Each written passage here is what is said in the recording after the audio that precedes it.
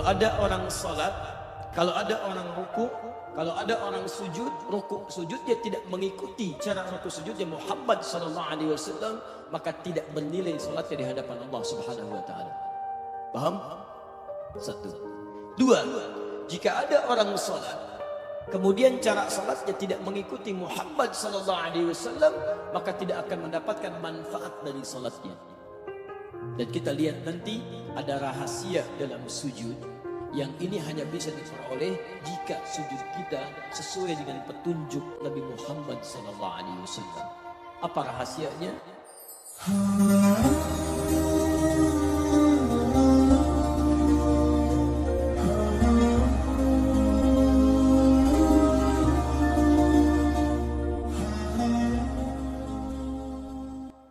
Yang paling aneh, pada sesama muslim itu saling menyerang, berselisih, saling serang satu dengan yang lainnya. Pada yang tidak seiman kok pada baik. Bukan berarti nggak boleh baik. Pada yang tidak seiman kita baik. Pada yang seiman seharusnya lebih baik. Coba silahkan cek berapa banyak orang saling berselisih di media sosial. Saling hina itu, saling celah ini, saling celah itu. Demi Allah saya katakan, saat Anda sedang mencela saudara Anda sedang keluar dari umatnya Muhammad SAW. Sedang keluar. Karena kalimatnya menggunakan ma'iyah. Ma'ahu nih, ma'ahu tuh. Saking pentingnya dihapus. Ya. Ya. Semoga Allah ampuni dosa orang menghapus.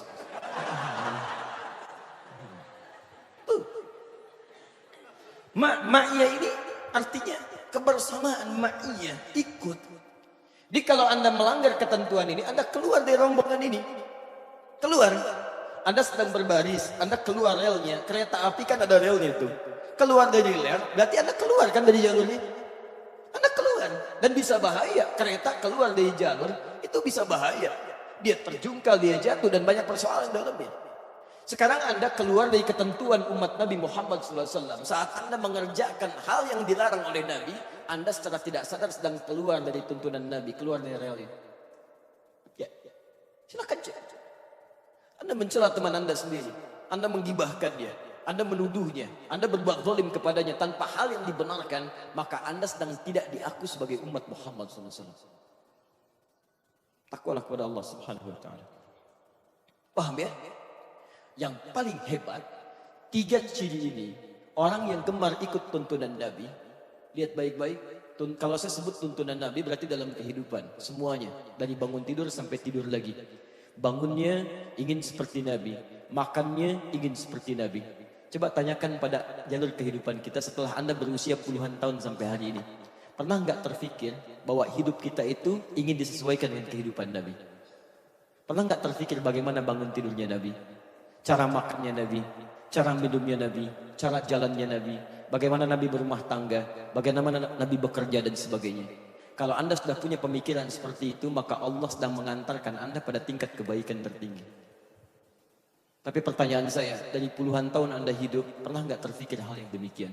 Kalau kepikiran sendiri tidak, maka kita harus merubah tingkat kehidupan kita pada yang lebih baik. Sekarang perhatikan baik-baik. Lihat baik-baik kalimatnya. Nah, ciri-ciri ini, tiga hal ini, salah satunya bisa kita latih bagaimana menghadirkan senang pada tuntunan Nabi, muncul sikap yang baik untuk menepis segala kemungkaran, dan kita konsisten mengikuti segala kebaikan yang dicontohkan oleh Nabi. Salah satunya bisa dilatih lewat bagian dalam ibadah sholat. Perhatikan kalimatnya, tarahum, umat-umat yang punya tiga ciri ini, ruka'an sujada, mereka sempurna ruku dan sujudnya. Kita baru masuk ini. Ruku dan sujudnya. Jadi kalau dalam sholat kita, sholatnya benar, rukunya benar, sujudnya benar, di antara dampak yang dihasilkan dari benarnya ruku dan sujud ini adalah tiga sifat ini. Jadi kalau orang benar sujudnya, maka hal yang tampak pertama kali ini, dia lebih patuh dan senang dengan tuntunan Nabi. Jadi dia agak, kalau puncaknya lebih tinggi, dia selalu berhati-hati. Ya, ingin berpakaian, bagaimana cara berpakaiannya Nabi? Bangun dari tidur, dia tidak senang kalau bangun tidak sesuai dengan contoh Nabi. Dia lihat bagaimana bangun tidurnya Nabi. Mau makan dia cari bagaimana cara makannya Nabi. Jika Anda sedang mendapatkan level itu, biasanya itu berkorelasi dengan cara sholat yang baik. Salah satunya sujud. 2. Asyidda'u 'alal kuffar. Tegas terhadap segala penyimpangan. Intinya bisa menjaga diri dari ujung kepala sampai ujung kaki. Maksiat dia jauhi. Yang tidak baik dia jauhi. Ini benar sujudnya. Karena itu ketika orang sholatnya benar, kalimat Quran pertama yang disebutkan terbebas dia dari dua sumber keburukan. Quran surah 29 ayat ke-45. Innas salata tanha 'anil fahsya wal munkar. Ini tegas pada yang menyimpang. Fahsya, munkar. Mata tidak melihat yang fahsya.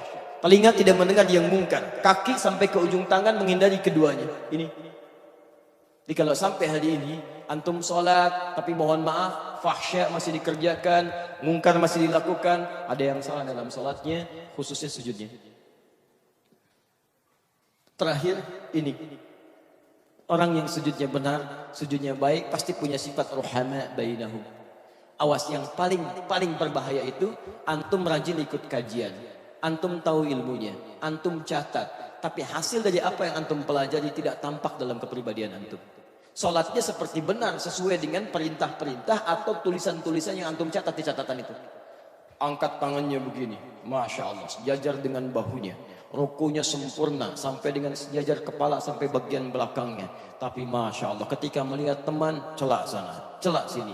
Masya Allah, selisih sana, selisih sini. Ini begini, ini begitu. Ada yang salah dalam sholat antum. Tahu teorinya, rapatkan saf, lurus, tumitnya yang lurus, rapat supaya setan tidak masuk. Teman satu belum rapat sedikit, hei, rapat. Masya Allah. Ada yang salah. Ya, ada yang salah. Paham ya? Baik. Pilih mana? Orang tidak sholat tapi baik, atau orang sholat tapi tidak baik?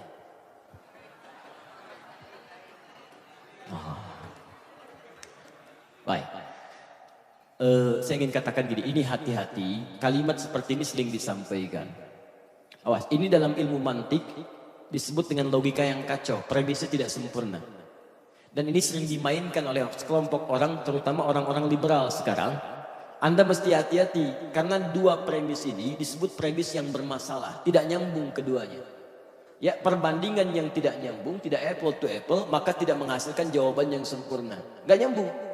Jadi kalau Anda ingin sambungkan, itu mesti sama dua-duanya. Lihat, misal, padanan yang sering dimunculkan begini. Pilih mana pemimpin muslim yang tidak jujur atau non-muslim yang jujur? Kalau Anda ingin bandingkan muslim yang jujur, bandingkan dengan non-muslim yang jujur pula. Non-muslim yang tidak jujur bandingkan dengan muslim yang tidak jujur juga. Itu baru sebanding. Jadi kadang-kadang logika kita sering dikacaukan sehingga tidak nyambung dalam persoalan yang dimaksudkan. Pilih mana? Enak mana? Enak mana? Apel Malang atau terasi Sumedang? Tuh, sudah di Sumedang gak ada terasi, disebut lagi terasi Sumedang, gitu kan? Yang ada tahu. Jadi keduanya tidak nyambung, karena tidak nyambung gak ada pilihan. Maka itu hati-hati ya, hati-hati. Kecuali dengan standar yang sama, level yang sama. Misal, pilih mana? Non-muslim yang tidak jujur atau muslim yang tidak jujur juga? Pilih mana? Jangan pilih kedua-duanya. Jangan pilih. Jelas? Jadi maksud saya, kenapa kita belajar untuk menyempurnakan sujud? Kita evaluasi dulu. Saya tidak suka menyampaikan langsung ke materi, tapi kita tidak paham dengan materi yang kita pelajari. Kan harus punya indikator dulu. Kenapa kita mesti belajar materi ini? Padahal tiap hari kita kerjakan. Ustadz, sih tiap hari sujud, ngapain dibahas lagi? Ngapain antum hadir ke sini? Coba ukur. Jangan-jangan selama ini ribuan kali sujud, tapi hasilnya nggak ada. Kita untuk apa? Nah, kalau hasil ini bisa kita dapati, misal dampak sujud antum itu ada, maka antum dapat hadiah langsung dari Allah Subhanahu wa taala. Yabtaghuna fadlan minallahi wa ridwana. Orang-orang yang sujudnya benar itu lebih daripada ruku. Allah akan berikan kesempatan pada dirinya untuk mengabulkan doa-doa yang ia mohonkan khususnya dalam sujudnya. Jadi orang yang sujudnya benar dengan ukuran-ukuran ini, salah satu kemuliaannya bukan hanya mengantarkan pada tingkat tertinggi ketika dia di surga. Tapi orang ini satu, di dunianya mendapat kemuliaan dari Allah, doa-doanya akan cepat dikabulkan bahkan langsung dari sujudnya. Nanti saya tunjukkan hadis-hadisnya. Cepat terkabul doa. Satu, keistimewaan sujud yang benar adalah cepat terkabul doa. Satu, pelan-pelan. Ini saya turunkan dalil-dalilnya. Dua, satu, cepat terkabul doa. Jadi kalau sujud antum benar, punya ukuran khususnya 3 hal tadi. Senang dengan sunnah-sunnah Nabi, ya, sikapnya baik terhadap sesama, kemudian tidak suka dengan hal-hal yang Allah dan Rasulnya larang. Jadi begitu antum kemudian berdoa khususnya dalam sujud, seketika bisa dikabulkan. Baik. Dua, akan nampak kenikmatan dan kesenangan dalam ibadah. Jadi orang yang sujudnya benar, itu akan berdampak nikmat dan senang dalam ibadahnya.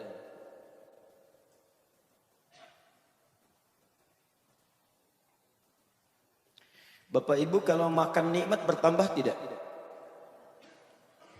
Kalau makannya nikmat nambah tidak? Nambah. Misal antum pergi ke pesta misalnya kan, terus ada prasmanan nikmat, nambah tidak? Pengennya begitu ya, tapi aturan tidak bisa, hanya nitip dong gitu ya. Baik. Tapi umumnya nambah. Demikian orang yang sudah nikmat makanan rohiyahnya. Ibadah itu makanan roh. Belajar itu makanan akal. Makanan-makanan fisikal itu nasi dan sebagainya, makanan fisik. Tubuh kita perlu makan, akal kita perlu makan, roh kita perlu makan. Nah, orang kalau sudah nikmat dengan roh makanan ibadahnya, maka ketika menikmatinya semakin bertambah ibadahnya, semakin senang menikmatinya. Maka Masya Allah, kalau sudah senang, jangankan fardunya, sunnahnya pun akan buru, sunnahnya akan diburu.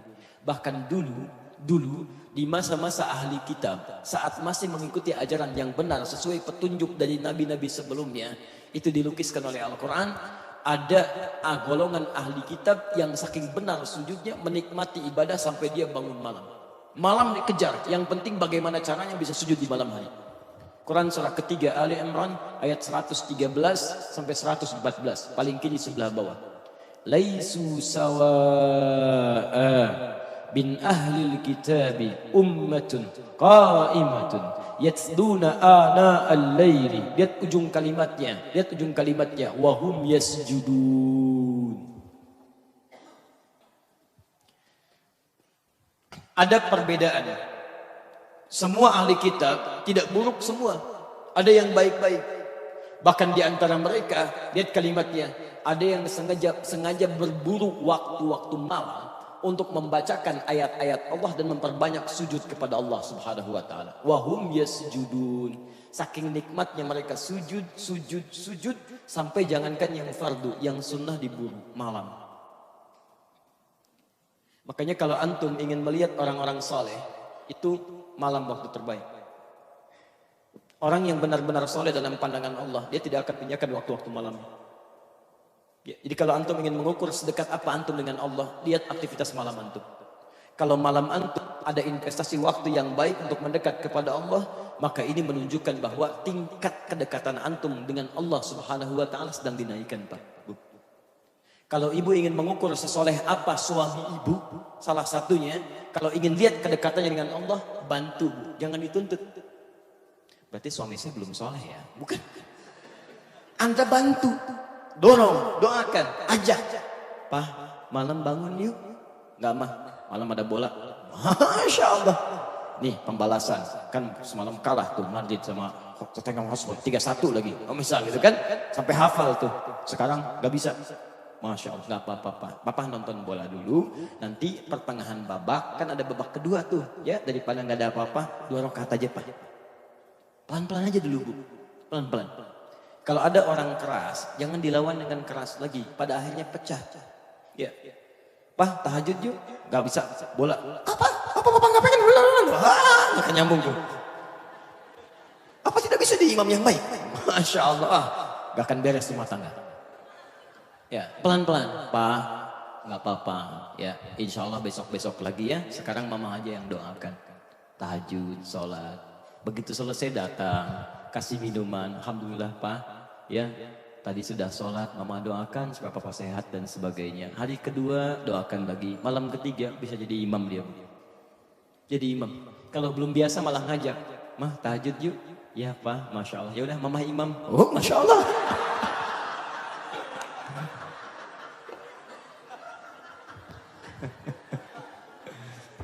Berarti ibu punya masalah serius ya. Punya masalah serius. Satu.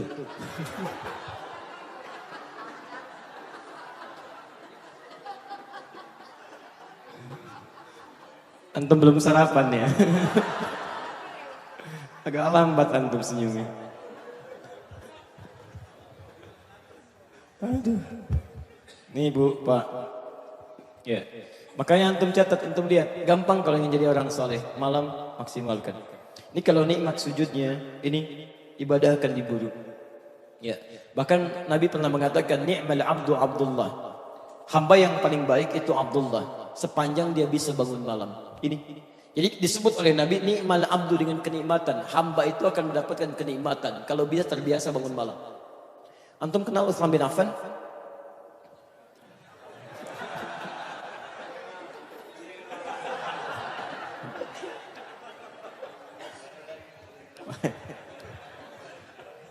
Sehat ya.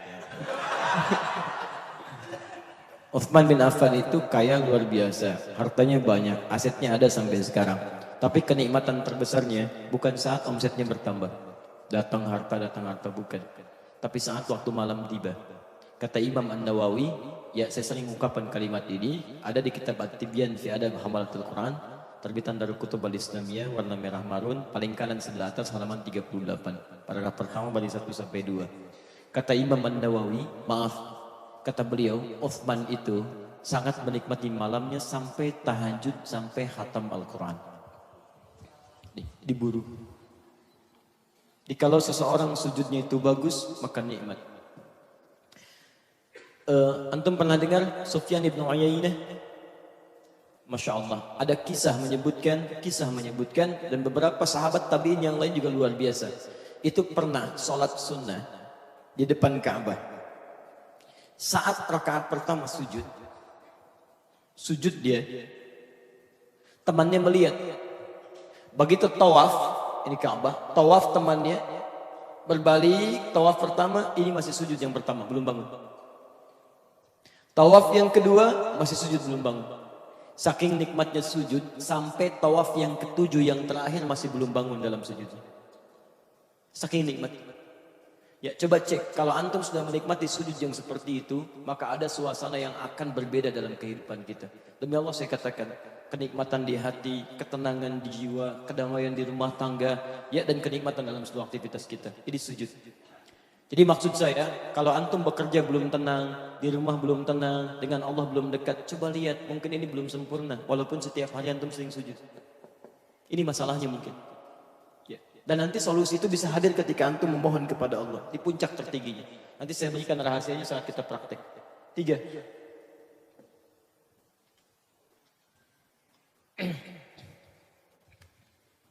Sudah?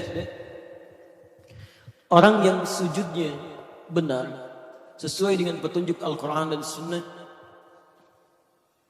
maka dia bisa mendapatkan kenikmatan puncak surga tertinggi bersama Nabi SAW.